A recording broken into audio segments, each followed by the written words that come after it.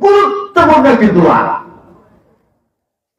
আনাস রাদিয়াল্লাহু আনহু قال قال رسول الله صلى الله عليه وسلم إن الله تعالى لا يرضى عن العبد أن يأكل الأكلة فيحمد الله عليه أو يشرب الشربة فيحمد الله عليها رواه مسلم।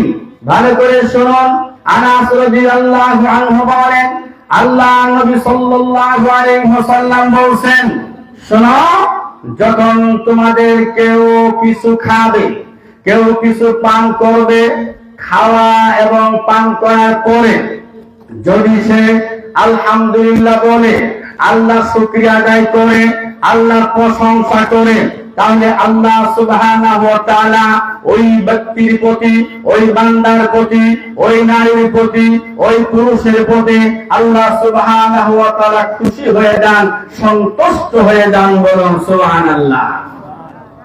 আপনাকে চান না আল্লাহ আপনার প্রতি খুশি থাক? চান কি চান না? আর আল্লাহ যদি আপনার প্রতি খুশি হয়ে যান, দিবেন কোথায় আপনাকে? জাহান্নাম না জান্নাত? জান্নাত। সুবহানাল্লাহ। খাওয়ার সাথে জান্নাতের সম্পর্ক আছে না নাই? এই যে আপনি খাইলেন, প্রশংসা করলেন, আল্লাহ আপনার প্রতি খুশি হয়ে গেল, খুশি যখন হয়ে গেল তখন আল্লাহ আপনাকে জান্নাত দিবেন। সুবহানাল্লাহ।